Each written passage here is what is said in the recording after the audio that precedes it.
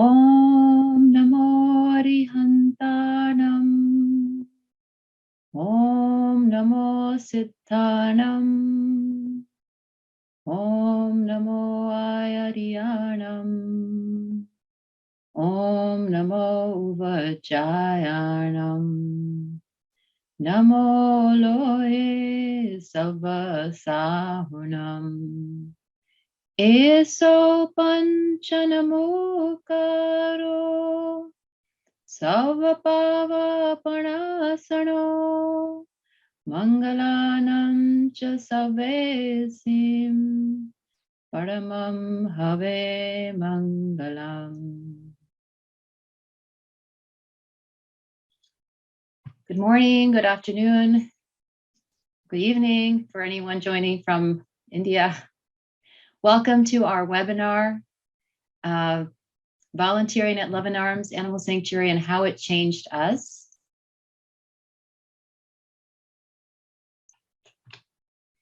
Really appreciate everyone joining us. This is a webinar that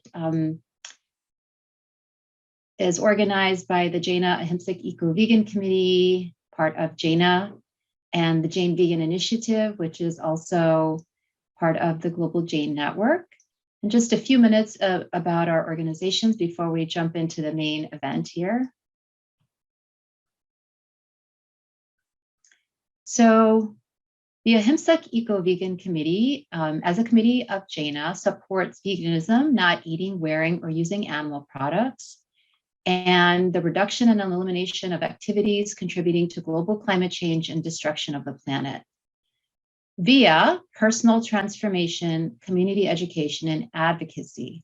And this webinar is part of our community education and advocacy. We have on our website, veganjains.com, lots of resources, including Thanksgiving and Everyday Meal Prayer that I put up yesterday, recordings of sadhis and sadhus and other religious authorities about our main principles of Ahimsa and how it relates to veganism, and recordings of webinars that we've done previously. We, in the last year, have hosted a number of webinars that we actually kicked off with the founders of Luvin Arms Animal Sanctuary. We called the series Ahimsa in Action, and Shaleen and Shilpi Shah were featured, and you can find the recording there along with others.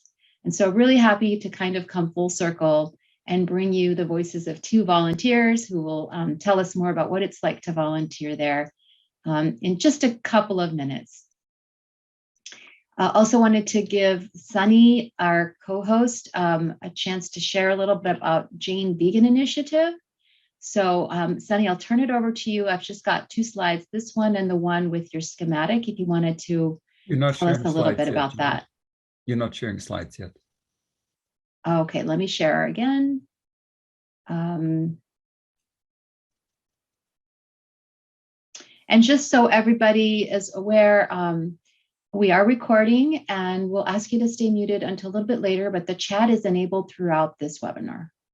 Go ahead, Sunny. Absolutely. Thank you so much, Dr. Gina. Thank you everyone for joining us today. We're really excited to have this event. This is something that I've been looking forward to personally for some time now. A little bit about myself. My name is Sunny Jain, and I'm speaking on behalf of the Jain Vegan Initiative. This is a global collective of like-minded Jains. We are Jains that have, through awareness and education, are trying to push the needle towards veganism in the Jain community. This is something that we started maybe a few months ago, but we're just really grateful and excited to be a part of our global Jain community and help push initiatives in that direction. So thank you so much.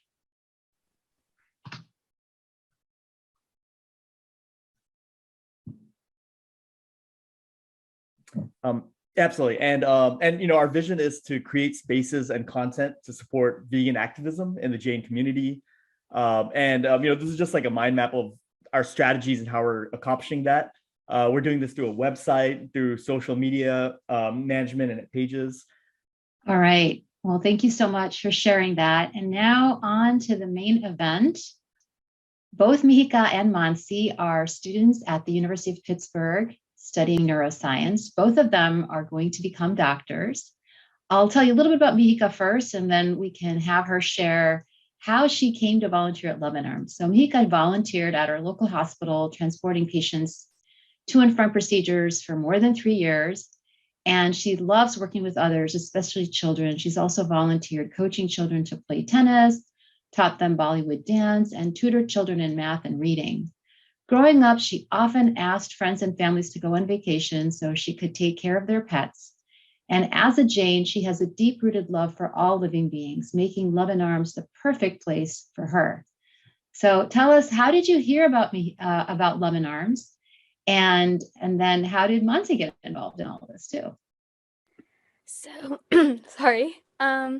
I've always wanted to spend more time with animals, and I never really got the chance back home.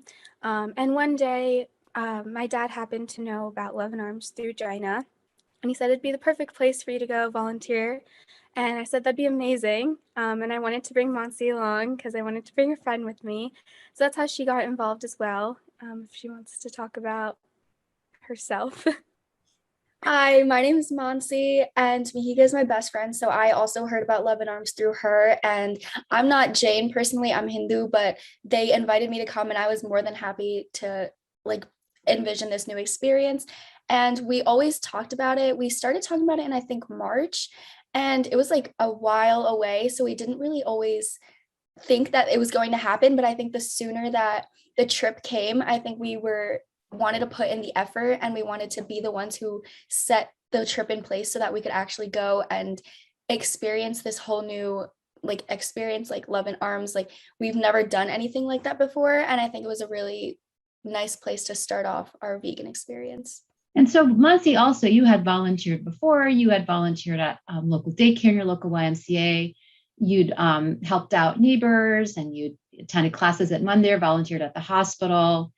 So neither of you was completely new to volunteering, but it sounds like this was a little different than anything you've done before. And it sounds like maybe when we talked earlier about it, this may have been also kind of an adventure for both of you, as like a kind of nice transition between high school and college. Tell us a little bit about that. Yeah, definitely. It was both of our first times flying on our own and traveling on our own in general. 2 weeks was the longest time I had been away from home on my own. I don't know about Mansi, but it was amazing to gain some independence right before heading off to college. And there was no downside to the experience at all. It was amazing. That's excellent. When you first arrived, what were you doing? And then some of the highlights of your time at Luvin Arms. When we first got there, we went headfirst into advocating for the sanctuary without even visiting the sanctuary. But it worked out so well. There was Boulder Fest for the weekend that the first weekend we got there, and we're in a tent for the sanctuary, and we were trying to pass out flyers and help get people aware of the sanctuary and trying to visit and volunteer there. So we had never met any of the residents at the sanctuary yet. That's the term that Luvin Arms uses to refer to the animals there. And we started passing out information on the sanctuary, but we were also learning about it ourselves. And I thought it was really interesting and cool that in our first weekend there, not only were we advocating for the sanctuary, but we were learning about it ourselves as we were advocating for it.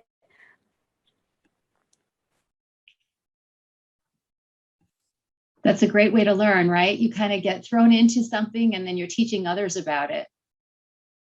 And how did it feel to be promoting veganism before you had done it yourself? Yeah, so we had only been there for I think like a day. Like we came Friday night, I think, and the next day we didn't even go to the sanctuary. We just went straight to Boulder Fest, started setting up, started reading over the flyers of what we were supposed to be telling other people who passed by our tents. So we were kind of like learning off of our script about like veganism and how it's like, I mean, it's a good choice for other people, and why we're supporting it and why we want other people to also support that lifestyle. And after that, we went to the sanctuary the next day, and we got to learn how the information that we were teaching other people also relates to the residents that we were meeting there. That's great. What an immersion. So maybe what I can do is now I'll share some of the pictures that you sent me earlier, and you can tell us the stories behind the picture. So we apologize that the video of our speakers is going to get a little small, but you'll see them in the pictures too, and then they'll tell us the story. So I'm going to share screen again. And let's see if I can get this to show up in the right place. Okay.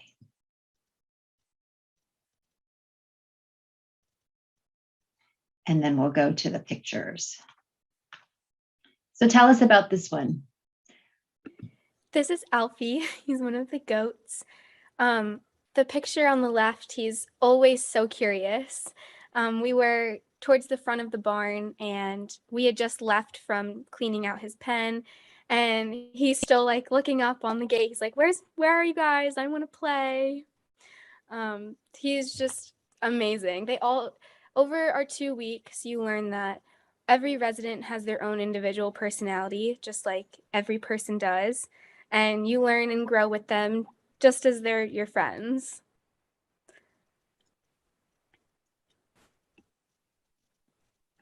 Should we go on to the next one? And Sunny, Yeah, I don't know if Mansi had anything else she wanted to say on Alfie. Yeah, do you want to say anything else about this one?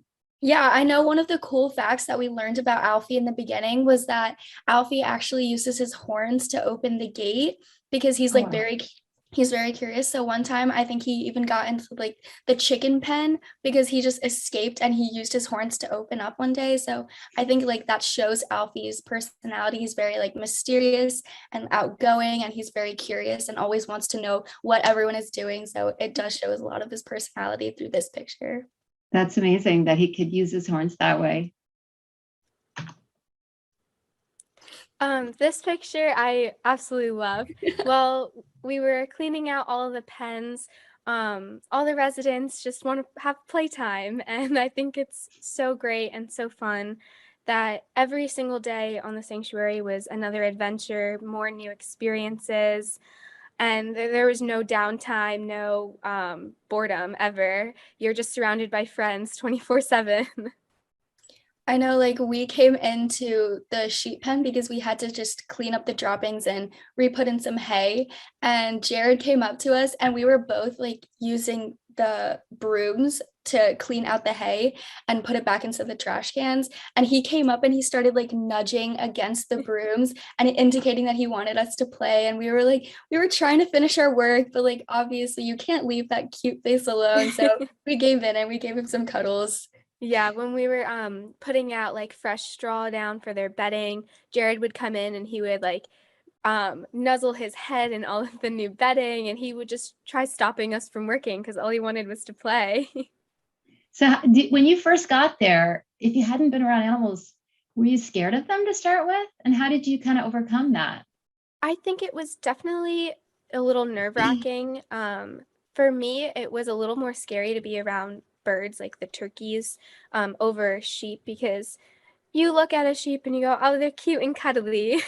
But it definitely is a big like trust curve because all of the residents have experienced trauma from humans, and when you first get there, they are shy and timid, just like any other person would be too, rightfully so.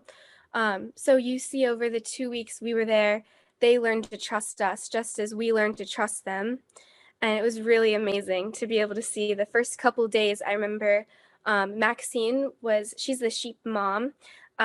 She wouldn't come up to any of us. Whenever we'd go into the pen, she'd take her kids away and go to the other side because she was nervous. And then over the next 2 weeks, she slowly warmed up to us. And by the end, we'd be able to cuddle with her and pet her, play with her, which was an amazing sight to see. I think it just shows like how important it is to spend time with these animals, because even in just like the week or 2 weeks that we were there, we gained so much trust from them. And I can't even imagine what the care team up at Luvin Arms is like if they've been there for like about a year or however long they've been there. They've had these connections with these residents for so much longer, and it just shows like, see, like this picture too, it's just showing how much time and care that they put into like taking care of these residents. So this is a picture of one of the care team, right, Mihika? Mm-hmm. I think. Yeah, So the care team takes care of the roosters. Sometimes get infections on their feet. I had no clue. And so this is a picture of one of the care team members taking care of one of the roosters. You can see he's wrapped up in a little towel. His eyes are closed. He's like napping. And it's amazing. You can see that even the birds, every resident knows that they're so well taken care of, and they're just another like family member for us. So there's the rooster in the towel that the care team member's taking Mhm. care of. And then there's another curious rooster, like Yeah. kind of poking into the picture, like wanting to know what's going on. Yeah. And how did they kind of relate their information to you? Did they teach you different ways to take care of the animals when you were there? Mhm. Yeah, as soon as we would spend certain days with certain residents, and this particular day we were spending time in one of the chicken barns, and we were learning how to take care of them, how to feed them, how to like clean their pens, because it's all different for each species. Wow. All right. Next one. We love our cows. We were Um, always sold on the cow hugs. Chartrina she's the executive director. She's who we were staying with.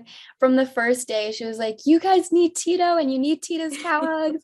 And this was like one of the last days we got our cow hugs with Tito. I don't know if that's a later picture, but this is us with Marley and Samantha, the two cows that are there. And we're just like there hugging them. They were just laying down, and we decided we had some off time when we were not cleaning everything up from the pens, and we decided to just lay out with them. Yeah, they're so cuddly. They just love giving love. They're big dogs and they're wonderful. I sponsor Samantha now, the cow with me in the picture. So they're just friends. What does it mean to sponsor, When you Samantha? sponsor a resident, each month or yearly, you can pay to take care of the cost of their like medicine and their food, and you can sponsor any resident, and it's all on the Luvin Arms' website. Yeah. And then do you get some periodic news about them too? Yeah, you get updates, you get pictures of them. I recently got a new picture of Samantha. It's lovely. So Samantha is one of the cows. Tito's another one, right? Yeah. How many are there on site? There are 5 cows, I want to say, but I'm not sure if there are any new residents since we last. And yeah, and I think you were saying earlier that there was a story about when you first got to Luvin Arms and you were asking about the cows. And Yes. tell us about that and how things change once you spend time with them. So when we usually think of cows, we think cows need to be milked. And it wasn't even getting to the sanctuary. It was the drive from the airport to Chartrina's house with Shah and Uncle. And I asked him, I was like, so on the sanctuary, do you milk your cows? And he was like, no, because you don't need to milk a cow unless they're pregnant. Just like any other mammal, they don't give milk unless they're pregnant. And that was such a simple fact that completely went over my head, as I'm sure it went over so many other people's heads day to day, that the things and animal products we think are so natural really aren't natural at all. Yeah. And then you got to know these cows as individuals. Yeah, and they're incredible. They're so playful, and you can see how much happier they are, clearly. Do you know if any of the cows were calves of mother cows that had gotten separated or were themselves dairy cows? Do they have any connections? I know Marley and Samantha were babies from dairy cows. I'm not exactly sure, but the bigger cows, Tito, Domino, and Milo, they were they're male cows from dairy. I'm pretty sure they were from dairy farms as well, because they just discard the male calves. No, I So think they were saved from the slaughterhouse because I know Tito was built to be bigger so they could get more meat off him. So I think he was an extra one. Yes, he was an extra one on the truck. yeah, I think them 3 might be saved from the slaughterhouse, and these 2 are dairy cows. Wow, interesting. And then this one is as another resident, which I think Yes. people don't realize how big pigs can be. Yeah, I know I was surprised the first time we met the pigs. And this is Felix right here. And you can't see in this picture, but he always has this one tongue that sticks out on the side. And we also have another picture of him eating peanut butter and his tongue is just like sticking out and it's the cutest thing ever. But this is us, like all of the residents basically act like pets because they all love belly rubs. They all love being like snuggled and getting pets. This is us giving a belly rub to Felix. And yeah, he's just laying down, enjoying all the snuggles. And one of Another the thing, I was gonna, did you want to continue, Mansi? Oh yeah, one of the things that we learned, I know we associate like pigs with being like dirty and muddy, but pigs are one of the cleanest animals like in the pens that they have because they always like fecate in the same place and they sleep in the same place. So they have a different place for each one so that there's like a section off. So it's not being like, you're sleeping and you're pooping in the same place. So they're very like clean with that. And they only go in the mud when they want to cool off. So I know like there are so many stereotypes that we associate with pigs and with other animals, and it's just not correct. And I think other people need to learn that too.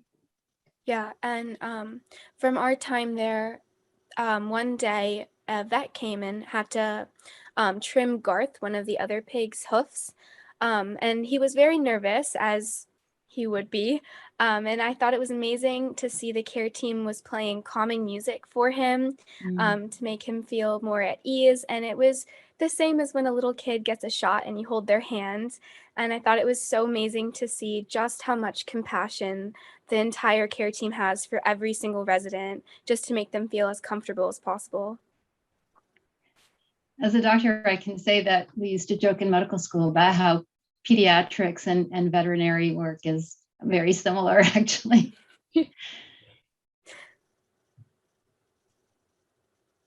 Tell us about this one.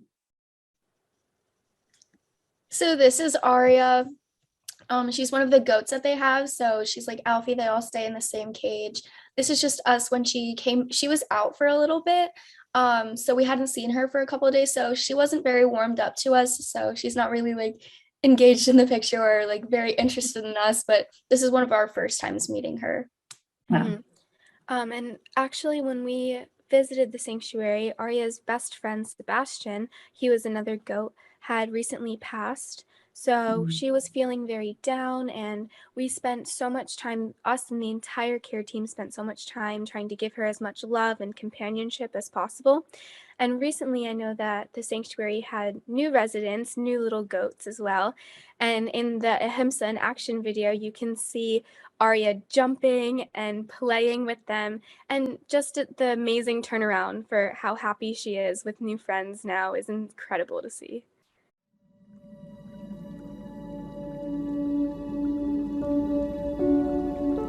Ahimsa, nonviolence to all beings. When you give attention to your breath, when you say Ahimsa, you breathe in,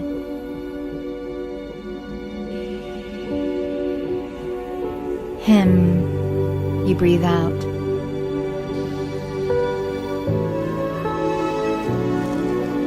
Sa, the sound of contentment, the sound of home. The word Ahimsa is the breath that we breathe.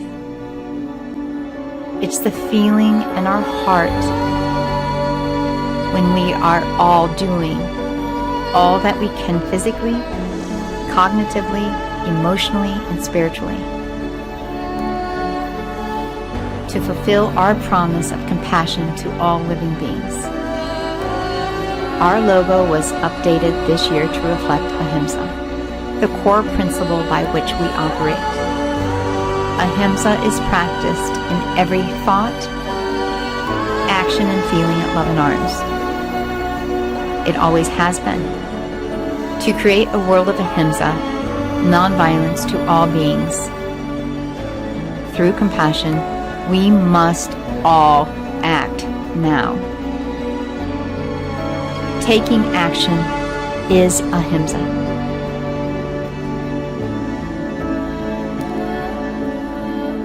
I would like to summarize with a quote from Mahavir, a wise teacher whose name comes from Maha, meaning great, and Vira, meaning hero. All of life is just like me. I want to live. So do all souls. All living beings. The instinct of self-preservation is universal. Every animate being clings to life and fears death. Each of us wants to be free from pain. So let me carry out all of my activities with great care, not to be harmful to any living being. This is the heart and soul of Luvin Arms. This is Ahimsa in action.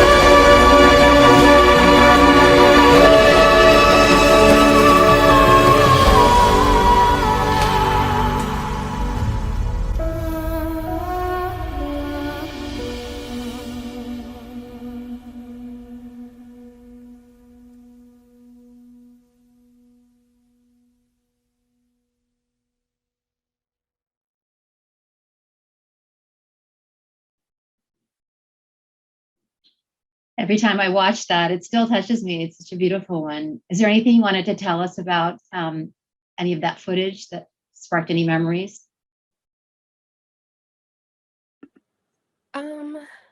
Everything in the video is just the core of Luvin Arms. Like, spending 2 weeks there, you just see everything, and you're able to the compassion that you feel by watching that video is how I felt every day at Luvin Arms, helping take care of the residents and spending time with the residents.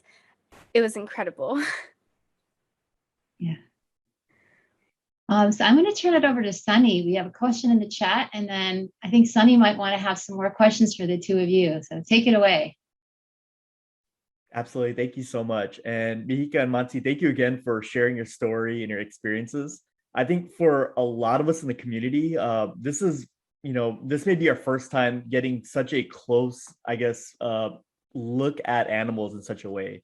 I think most of our lives, our only interactions with animals are via, animal companions such as dogs and cats, or going to the zoo, or like petting zoos.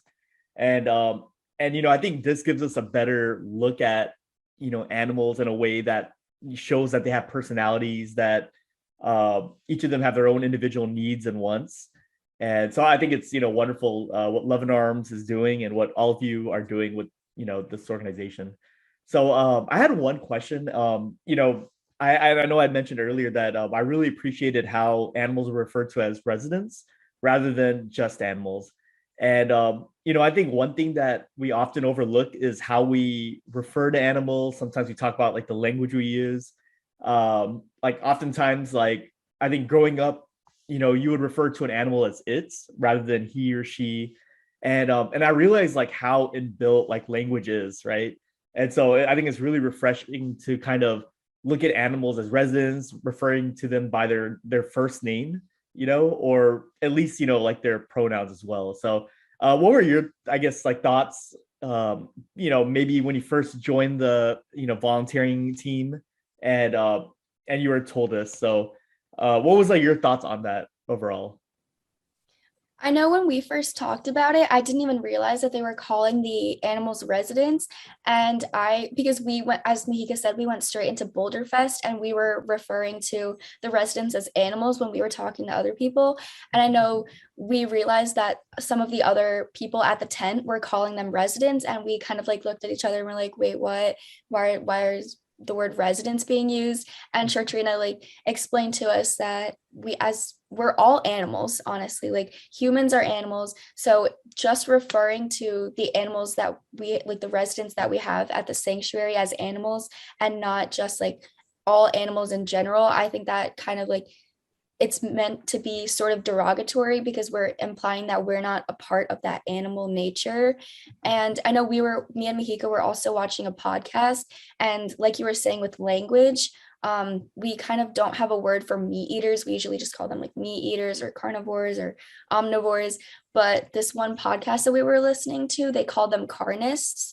And so we call people who eat meat carnists. And, we have vegans and vegetarians. And I think so like creating a word for each of those kind of shows the difference between everyone's diets and everyone's beliefs, and it like just creates a difference.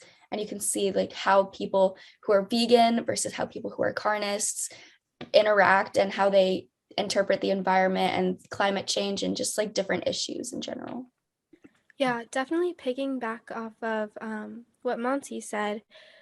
Language is very like ingrained in our beliefs and in how we view certain things. I know when we got to Boulder Fest, Shartrina had also told us that Luvin Arms is a farmed animal sanctuary, not a farm animal sanctuary, because none of the residents at the sanctuary are meant to be on farms. They are meant to have their own individual freedoms. And it's very interesting once you get there. At first, you might think it's silly to call the residents residents, but as you learn more about it, you realize this is the right way and this is what we should have been doing because they are their own individuals. And just like Mansi was saying, humans are animals as well. So it's not fair to consider them their own, like it's not fair to consider them to be below us when we're all on the same playing field and we're all equals at the end of the day. Absolutely. No, thank you so much for sharing that. And I know like in a lot of the animal rights spaces, they'll refer to animals as non-human animals just to like kind of make that distinction as well, to what Mansi was saying earlier. And yeah, no, I really appreciate it. And even like myself, I catch myself using certain words that I just realized is so ingrained in our system, right? And so, words like livestock and just, like for sheep, you say just sheep in general, like referring to the whole collective rather than individual sheeps. So things like that, I'm actually personally trying to get better at. And like you said, farm animals as well, right? It kind of, refers to the commodity status of an animal as well. And so I think just the whole system is kind of built in such a way where we look at animals, non-human animals in that way. So no, I really appreciate that. And I think referring that, these non-human animals as residents is, I think, a great way to kind of reinforce that. I think another great question I wanted to ask is, I think, I forgot it was Mihika or Mansi that mentioned that when it came to like the bird animals, that was, something that was a little bit more intimidating at first. And one thing I had heard recently is animals that have the eyes that are like frontal, they tend to be, we're able to, I guess, empathize with those animals more because they look more like us, right? And so if you look at like monkeys, for example, it's very easy to empathize with a monkey that's in distress. But then if you look at like a pigeon, right, sometimes it's a little harder to see their emotions, to see that, hey, they have personalities as well. And so I wanted to ask like your experience, like especially with like turkeys. Do turkeys have personalities as well? And do they have wants and needs just like the other animals? They 100% do. We were cleaning out the tea girls' pen. So they're a group of turkeys that are all named after different types of tea. So we just refer to them as the tea girls. And they were all coming at the door to try and play with us, and we didn't want them to escape their pen. So I remember I was trying to imitate turkey calls so I could get them to go back towards their pen. And then once we got there, they would come up to us, and at first they're a lot bigger than you usually would think, just because I hadn't ever seen a turkey in real life before. And they come up to you and they love, like, they pecked at shiny jewelry, and they loved like coming up and snuggling their neck on you. And they all have their own personalities, and it definitely took some time to trust them and for them to trust us. But once that trust was built, it was so fun to be around them. Oh, that's I know wonderful. Mihika said that she was afraid of the turkeys, and I think I was too. I'm kind of just afraid of like, or I'm not afraid, but I was more timid with the birds in general. And we had visited the chickens and the ducks before we had visited the turkeys. So they were like the last group that we had seen. And so I was used to the chickens and I was used to the ducks, but it was our first time visiting the turkeys. And like Mihika said, they're a lot bigger than I expected. So just going in, and we were just like sitting there cleaning the like poop again, and we were like cleaning out their whole pens, and they would come up to you and they would like peck on your boots or like peck on, it was light taps, like they weren't hurting you or anything, it was just them playing around. But I know I was a little scared in the beginning until you realize that they're not trying to hurt you, and they realize that you're not trying to hurt them, and you can just have a nice interaction with them. Yeah, no, I think that's incredible. And even like a personal story, there was a pigeon that wasn't able to fly. I think its wing had gotten broken.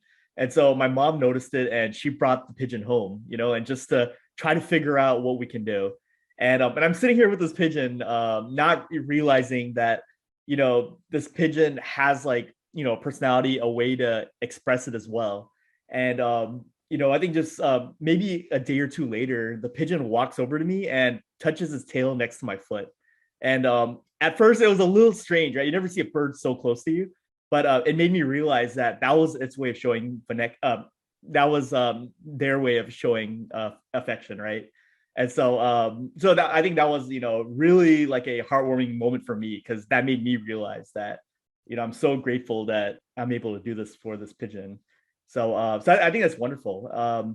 We did have a question from the audience as well, and I do want to encourage our chat. If you have any additional questions for Mihika or Mansi, feel free to write in the chat, and we'll definitely share it. And also, if you want to unmute and share your question yourself, please feel free to do that as well. I think we have a smaller group, so we should be able to handle it. But one question that we received is, how has your life changed after volunteering at Luvin Arms? Obviously you were volunteering at the sanctuary for 2 weeks, which is a long amount of time, and you had time to interact with all these different, residents. And so how was like your life changed since then, and maybe your outlook? I think the biggest thing for me is I've become so much more conscious and aware of how I speak of other animals, or how I speak of other people in general, and also my own actions on the environment or on other living beings. Just being so much more aware of how you affect other people, how you affect other living beings, and what you can do to like mitigate how much you hurt other living beings. Because growing up Jain, I used to think that even though I was not vegan, I was vegetarian, I used to think I was doing everything in my power to be as conscious as I was. I grew up on the principle of Ahimsa, and I thought I was doing everything I could to not harm any living beings. But there's always more you can do. And the 2 weeks being immersed in Luvin Arms just opened my eyes even more to how much I can be aware of my surroundings and of the people and living beings around me. I think, like Mihika said, we were both vegetarian going into it. We weren't vegan. And when Mihika told me we would have to eat vegan for 2 weeks, I was like very surprised. Well, I wasn't surprised, but I was just taken aback, and I was confused as like how that would work, because I had never eaten on a vegan diet before.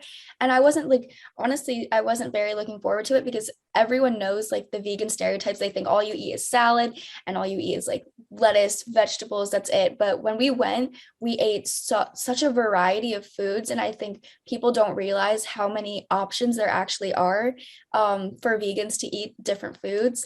And so we honestly didn't think we were going to stay vegan, but I think coming back, we've realized that being immersed in the experience that we were with like the residents and everything, and then also watching these documentaries and learning these different facts on the environment, on our health, I think it just had such a great impact that we realized that we want to do everything we can to keep up this diet. even in college, which can be hard at times, but we're trying our best. Okay, so 2 questions, and then we'll do a poll if that's okay. So one question is, what are some of the documentaries that you really enjoyed?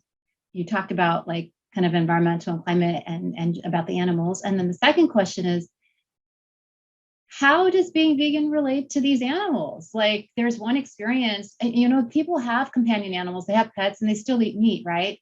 You can be around animals and still eat them, but how do they relate? And why is it necessary to go from vegetarian to vegan to help them?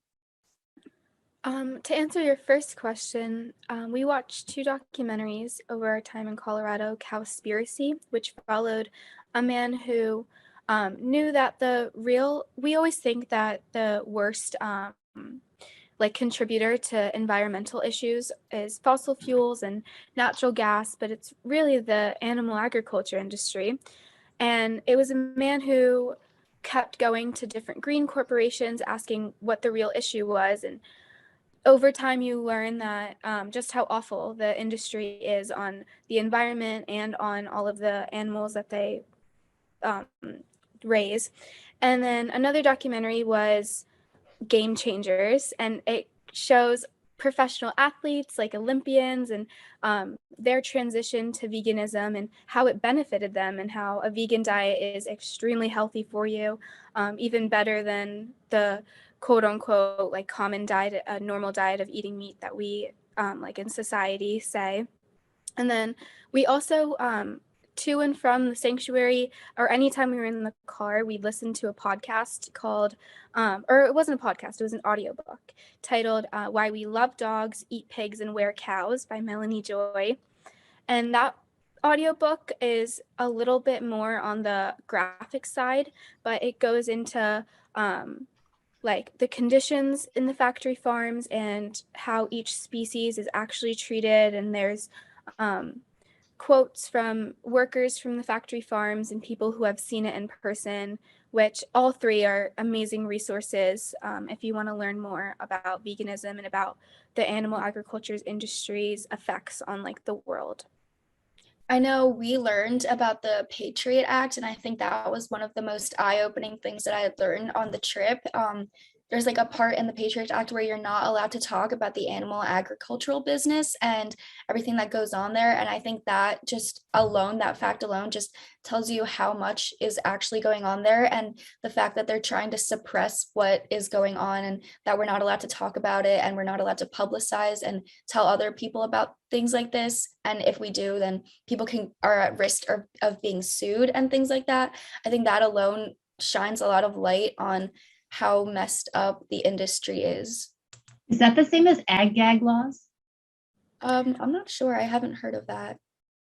I'm not sure either, but the Patriot Act was put in 2006, and it's put into the like First Amendment rights. So it's in Cowspiracy, and I forget what year, I want to say 2005 or 2006, there was a rancher on the Oprah Winfrey Show, and he was talking about how awful the industry is and all of its negative effects.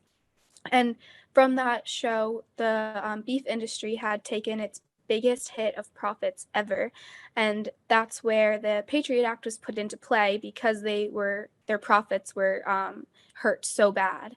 And it was awful that it was put into our First Amendment rights, that you're not allowed to say or do anything that will directly hurt the animal agriculture profits. Wow. I said I only had 2 questions, but I ended up having like 4 stuck in there. So the other parts of my questions are more around like the connection between transitioning from vegetarian to vegan and helping these animals. Like what is that connection? I think you can talk, Mansi. Okay. I think going to the sanctuary itself and being around the animals was the biggest factor in me being converted into veganism, because me and Mihika were both vegetarian before, and I never thought I would ever go vegan, because I had never just even opened myself up to the possibility of that. I never saw that as an option. But going to Luvin Arms and being around the animals, I think you realize that these animals are so much more than their bodies and their meats and their milks, and you realize who they are and their personalities, and you can't go back to just looking over all of the facts that you learned on our trip, and I can't just ignore everything that I learned anymore. I think now that it's in my brain, if I ever go back and try to eat something like that, then I'm just going to be thinking back to that, and I'm going to be thinking about me like petting the cows or just like hanging out with any of the animals. And I think visiting and actually hanging out with the animals was a big factor. I think that when people say that they have like dogs and cats as companion animals, they don't eat dogs and cats, obviously, because they look at them and they see their own companion animals. And I think that why not? Like, why shouldn't all the residents at the sanctuary, I think they can also be considered companion animals, just because they give us so much comfort, so much love and affection. And when you think about it, any resident, any animal could be a companion animal. And it's not until you actually step back and realize that it's not normal for us to be consuming animal products and eating their meat, that any animal can be considered a companion animal. And I think that was my biggest switch from vegetarian to veganism, because you start to see all of these residents as their own individual beings, that they have their own fun personalities, and they give you love and affection in their own ways, just as a dog or a cat could give you.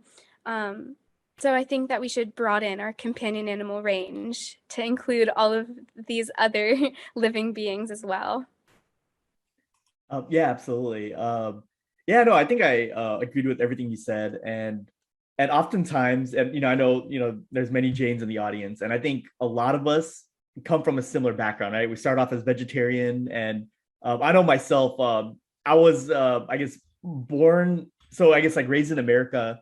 A lot of products also contain eggs in it as well, and so we wouldn't. I know a lot of us wouldn't eat eggs whole, but then if it's in cake, we would just call it like invisible eggs, and we just eat it as well. And so I think once you make that connection that the food we eat has a direct impact to the animals that we love so much, that really like once that clicks, I think it makes a big impact on everything you do. And so when I became vegan, it was a switch from looking at what contains eggs as well as what contains dairy, and then making that switch as well. And it wasn't overnight for me. It was definitely like a process. So it took me, I think, at least 6 or 7 months to fully, I guess, like change my lifestyle. But I think even having these conversations is like step one into making that change. So really grateful that we're having these conversations. Yeah, I mean, I would say also for me the same thing. Growing up Jain and vegetarian, and other friends who were Hindu, we often had that kind of invisible eggitarian, lacto-vegetarian kind of diet, where like if it was in something, that we would eat it. But to me, I just have to also add that like I didn't really ever understand the Jain explanation for why we didn't eat eggs. And it seemed to make much more sense when I started reading and hearing.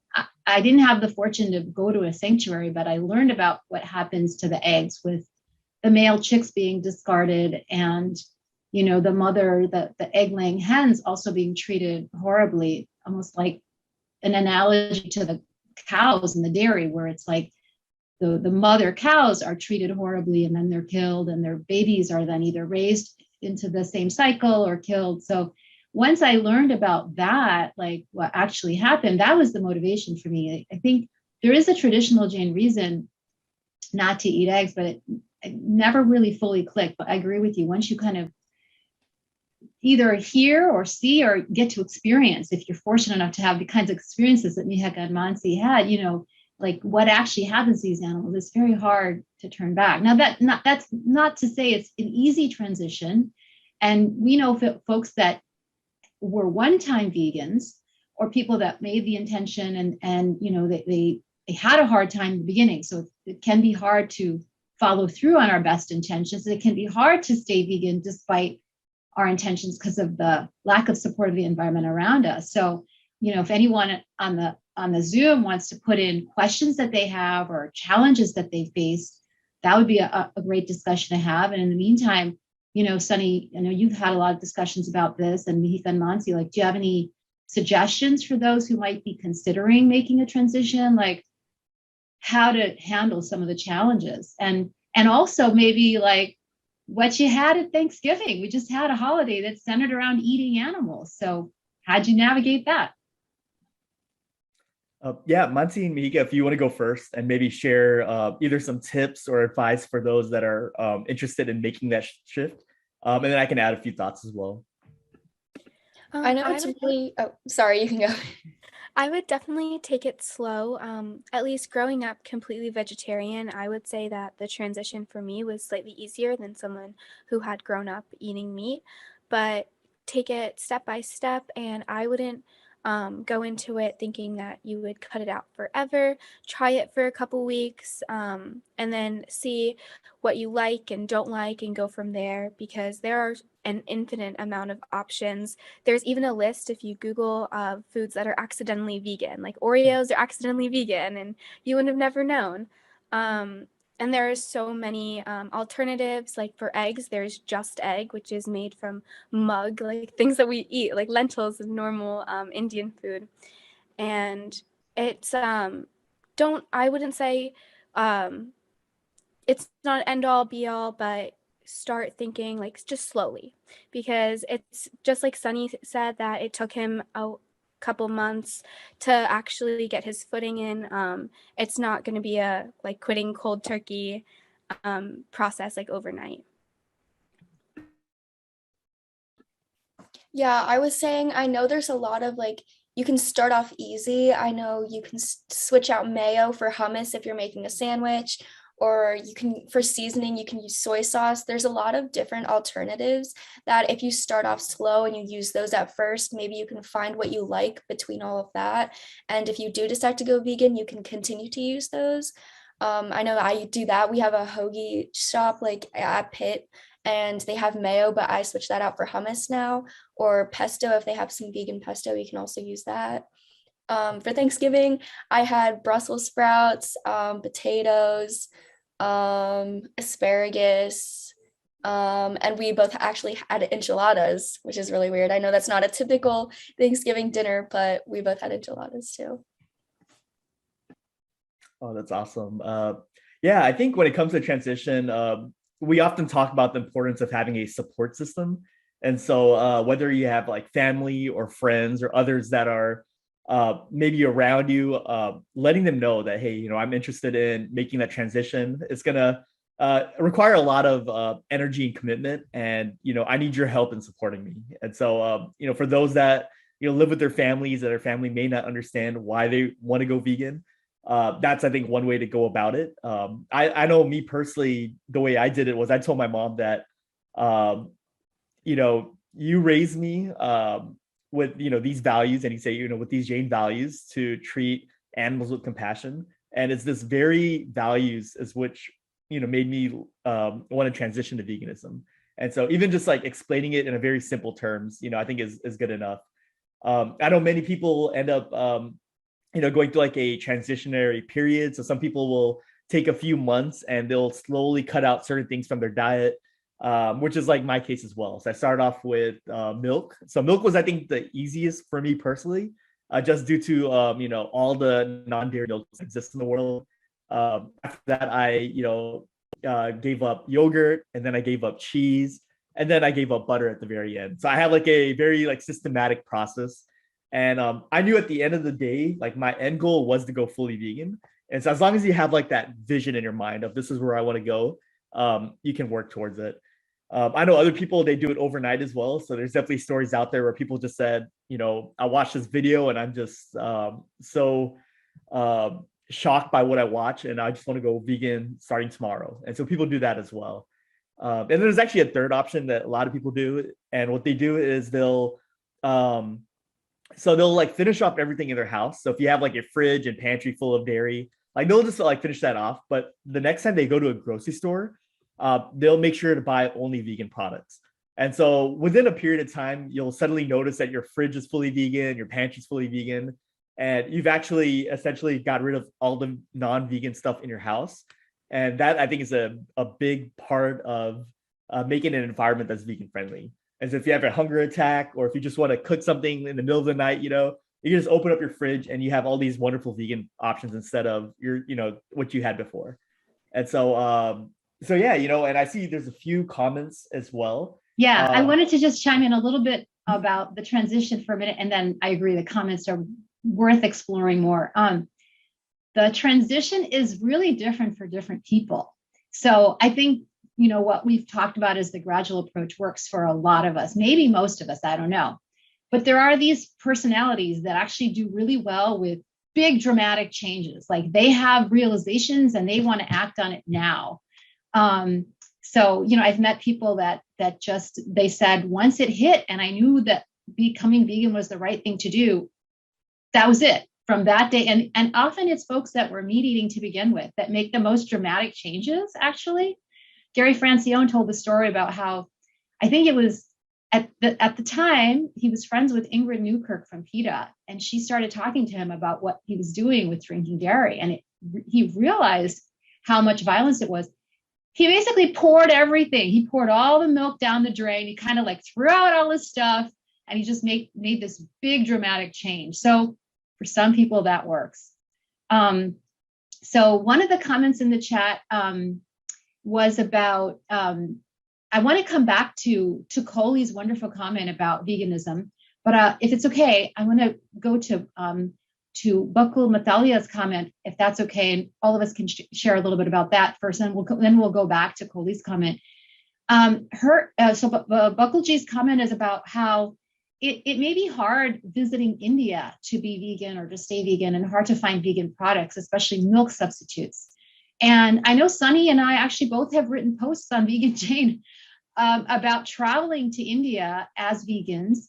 And one of our former panelists on our Diwali program is quite involved with helping to raise awareness in India. She hosts, Mihika Chitrabanu hosts Ahimsa Fest. So, maybe Mihika and Mansi, I don't know if you probably haven't been to India because of the pandemic. So I don't know if you have any experiences, but if not, maybe Sunny, talk a little bit about your travel, and I can chime in, and then anyone else on the Zoom who's been to India or has connections, we can also talk more about that. So go ahead, Sunny. Yeah, absolutely. And yeah, this is often a common misconception, not the common, but in general, that cows in India are treated okay, and it's a North American thing. But as more information is coming out, we're finding out that cows globally are being treated horribly, and their lifespan is being cut by 90-95%, whether it's in India or in North America.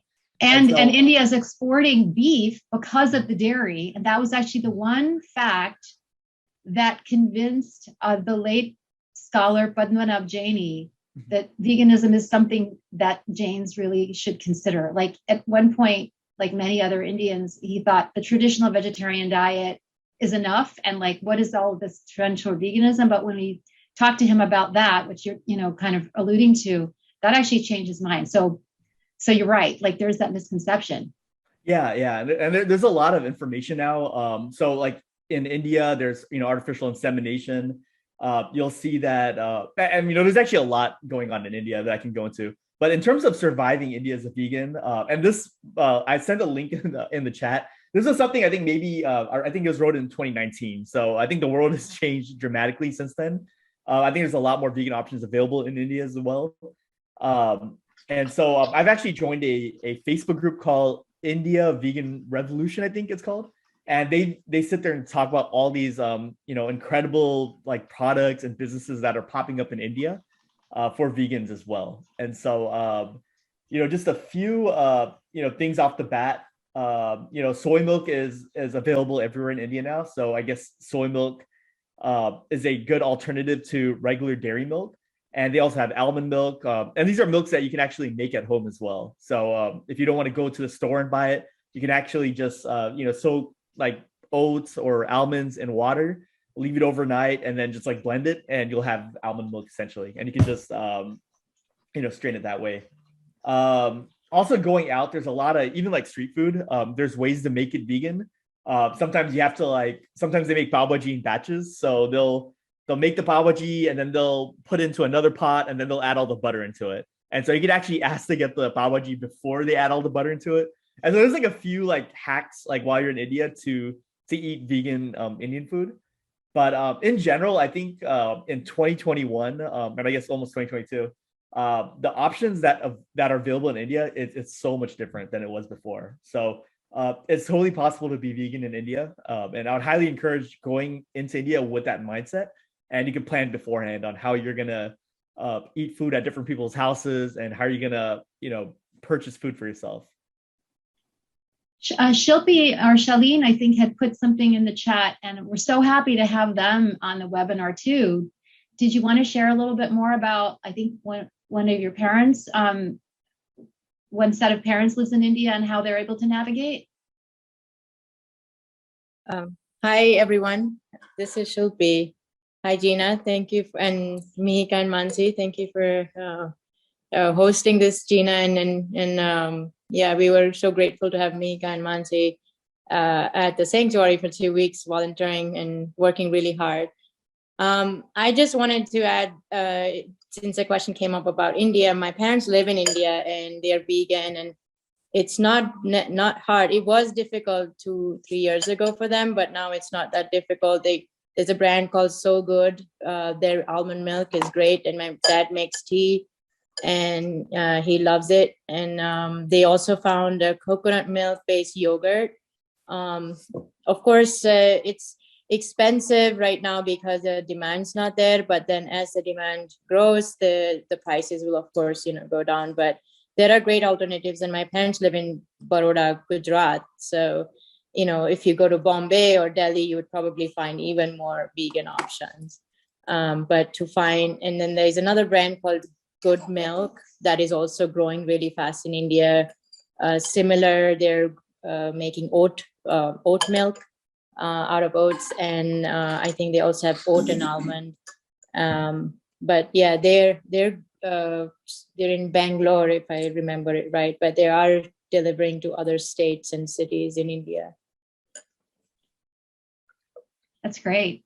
We lived in India for a year. I didn't grow up, and I don't have a house there permanently, but when we lived in 2015, we were able, in Ahmedabad, we were able to find soy milk in the Reliance grocery store down the street. Tofu was available very easily. Like, we made tofu and pasta for dinner because we couldn't cook Indian all the time. We had roti and dal and bhat and everything for lunch, and we had that kind of food. We were able to make cashew cheese because you could get cashews. In Spanish, cashews are actually nuez de India, nuts of India. So they're actually indigenous to India. So it's actually easy to get cashews. So we soak cashews, blend them, and then you can make a culture out of the soaking fluid of like wheat berries. You can also get whole wheat berries in India. And we were able to make our own cashew cheese, and the climate there is so conducive to culturing.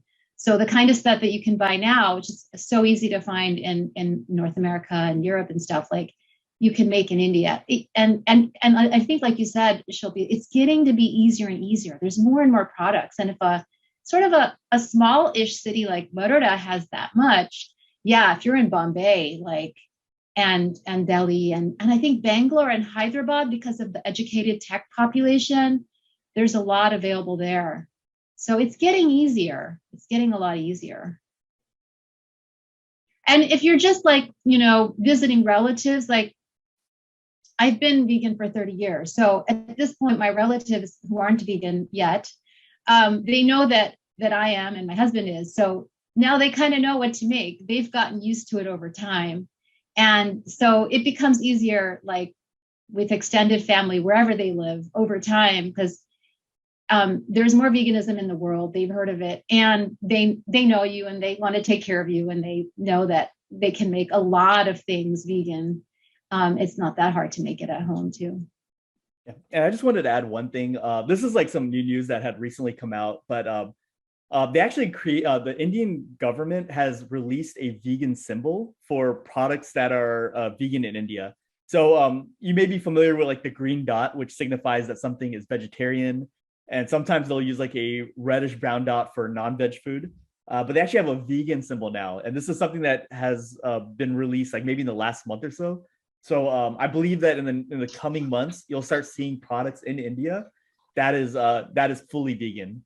And within our vegan spaces, we actually like looked at this and we read the definition. And this includes, completely vegan, which includes animal testing, includes even in the production of the product, as well as the final product. And this also includes not including honey, as well as silk and leather. So this is like truly vegan. And so that's another exciting, development in the vegan space in India, which is growing rapidly right now. So we had Coley speaking earlier about her experience or his experience. I'm sorry if I didn't get that right. Coley says, I love being vegan, absolutely changed my life, grew up eating meat, and I'm so thankful I fell into this lifestyle. Thanks, everyone. I don't know if Coley wants to say anything more about that.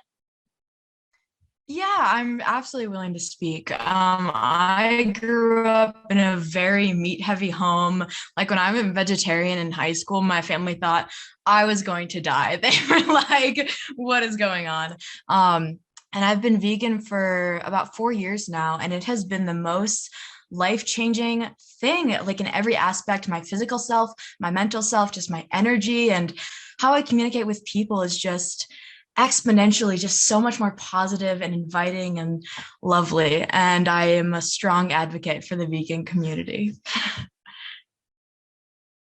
Thank you so also, much. I'm going to start volunteering at Luvin Arms. I just moved to Boulder a week ago today. And I visited Luvin Arms over the summer, and I just finished my paperwork and stuff. And I'm just so excited to be around animals and like-minded people. So, yeah. How wonderful. Thank you so much for joining us. And Absolutely. Really, I'll hope to hear more about your experiences at Luvin Arms coming up too. One of our participants private messaged me and asked about whether I was a physician, by a medical doctor by profession, and asked if so, how does veganism help human health? So I am a family physician and preventive medicine trained physician, and I can say a little bit about this, but I can also open it up to others like who've learned a lot about this and have their own personal experience about health benefits. So what I can say is really well known is that people eating a healthy vegan diet, meaning whole foods, plant-based, minimally processed vegan diet, have been shown in many studies, and including in our Indian community with experiences that have been shared, to reverse heart disease, to reverse and reduce their chances of even getting in the first place type 2 diabetes.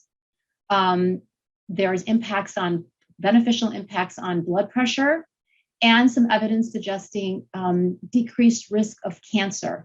Large-scale studies have shown vegans tend to live longer than even vegetarians, who live longer than omnivores. So it's kind of like a dose response. The less animals you consume, the longer you live.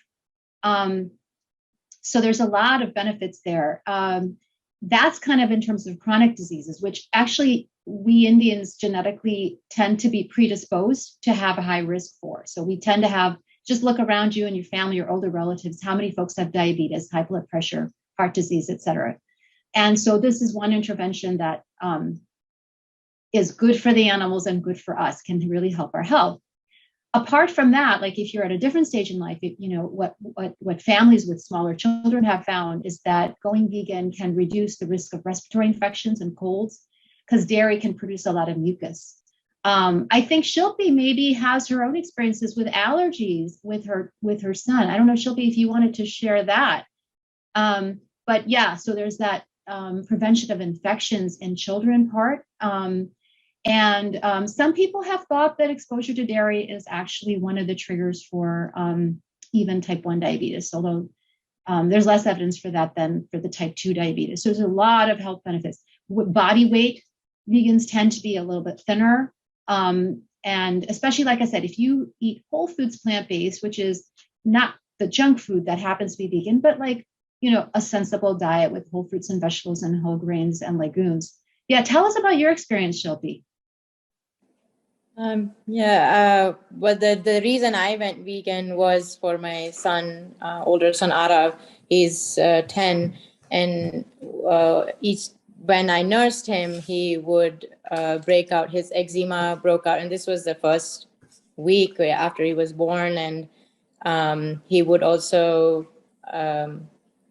throw up every time he nursed, and so it didn't seem right. And so what I found was the proteins in cow's milk is meant for baby cows, the amount of proteins that are in the cow's milk. And so even though he was not having it directly, he was nursing, and I was having it, and he was nursing, it was still affecting him.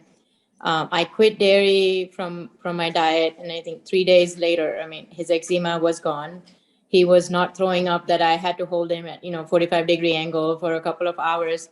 None of that. Everything changed, and it was. It's then when I realized, and I did my research and found that the proteins, and that's the reason there are so many people that are lactose intolerant. It's not a lactose intolerant. You can't have that lactose, the amount of lactose that is in the cow's milk, because it's not meant for a human body.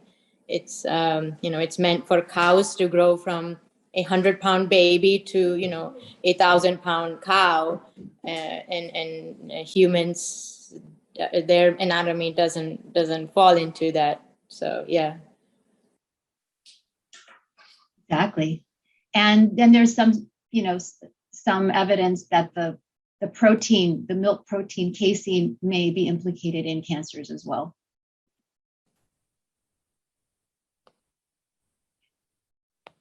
Any other participants want to chime in about benefits that they may have experienced or challenges in going vegan?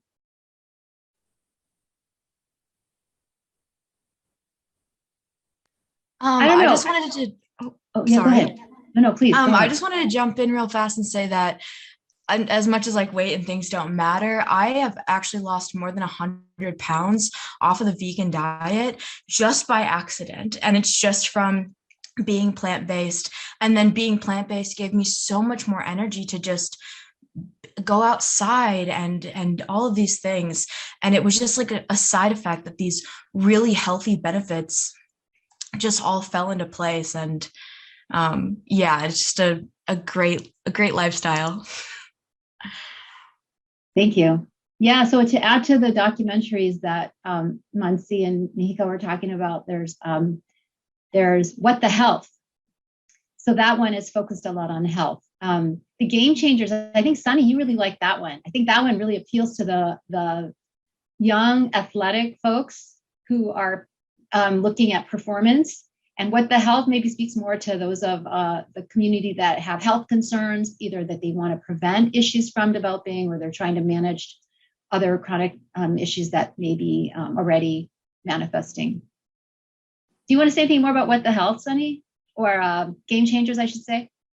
Yeah, absolutely. So yeah, Game Changers is amazing. I think there's a big stereotype, especially for those that like work out, that are in fitness, that you can't have muscles, or you can't make muscles on a vegetarian or a vegan diet.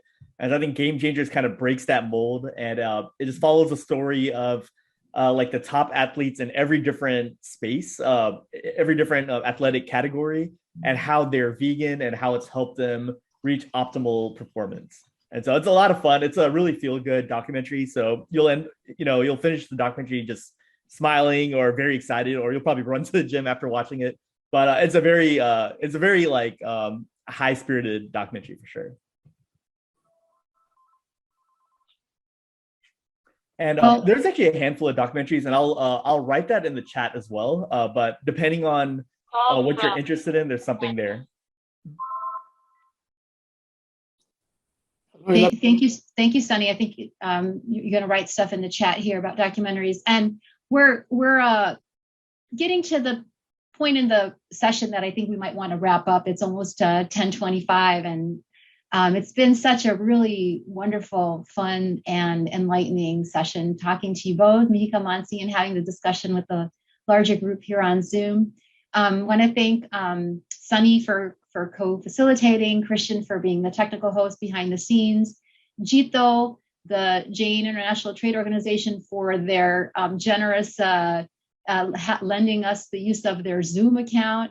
And Prem Jain and Kamlesh Mehta, both of them have been very kind in sharing their Zoom with the Ahimsa Eco Vegan Committee.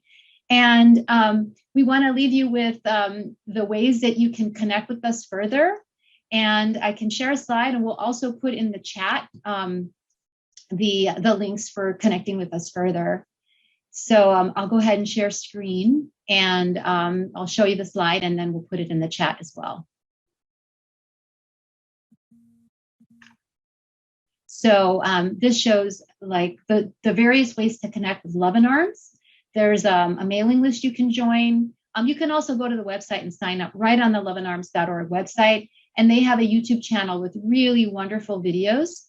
For the Ahimsa Eco Vegan Committee, our website is veganjains.com, as I mentioned in the beginning. And Jain Vegan Initiative has a whole network of sites that you can access with this bit.ly /the Jain Vegan Initiative. And then we also have emails, the Global Jain Network at gmail.com, the Jain Vegan Initiative at gmail.com, and veganjains@gmail.com. So the recording of this program will actually be posted on veganjains.com. And we put in the chat some of these contacts. And so maybe we'll just stop for some final closing thoughts. If there's some thoughts that Sunny and Mansi and Mihika want to leave the group with, and I'll just express my gratitude on this Thanksgiving weekend for all of us coming together and spending some time talking about this, and hopefully inspiring us all to a more compassionate planet, more compassionate interaction with all the other animals. So who wants to go next? I wanted to say thank you to Gina and Sunny and Christian for this webinar being made possible. And I definitely wanted to give a big shout out to Shelly and Uncle, Shilpi Auntie, Arav, Avi, and Trina for without them, this whole webinar, our experience, none of it would have been possible. And I want to thank everyone who registered and joined this webinar, because that's incredible that you're taking one step further towards opening up towards veganism and all of that. So thank you so much for allowing me and Mansi to share our experiences and for making everything possible. I want to thank everyone as well. I know we all have a lot to learn from each other, and I think it's just really nice that we see this group of people that's willing to join and share their experiences and share everything that made them vegan and just their experiences in general. So I think it was really nice to talk to a whole different group of people from what we would get at Pitt, where we don't really have a big vegan community. So it was nice to join this and connect with other people like us. Yeah, I would like to just add on to what both of them said. Just thank you all for being a part of this experience and this webinar. If you're someone that is either vegan or wants to go vegan, just know that there's others in our community, and you're not alone. There's a lot of us out here, and we're taking full advantage of these virtual spaces to connect with each other. We've included the links in the chat on how to get involved, but this is something that we want to have conversations about regularly. So this won't be the first, this won't be the last conversation, and we hope that you're able to continue to be a part of these spaces. So thank you. Yeah, and I'll just say that in addition to the webinars that we'll have through Ahimsa Eco Vegan Committee, Sunny moderates several rooms on Clubhouse and has very regular conversations through the Global Jain Network and the Jain Vegan Initiative. So if you're on that platform, watch for those. They're fascinating conversations. And often for Mansi and Mihika, a bit of a younger demographic, although it's not age limited, and you have a whole range even on that platform as well. It's a newer platform, so I think it's taking a little way to work its way through the rest of society, but it's quite interesting, the conversations on that platform as well. So thanks for organizing all that. So with that, we'll just end with Kamini Savejiva. I'll go ahead and recite that, and then we'll close. And this is just a prayer to say, all living, may I forgive all living beings. May all living beings forgive me. Kamemi savve jiva kamantu me. Neti me savve puesu veram majamna kanaye.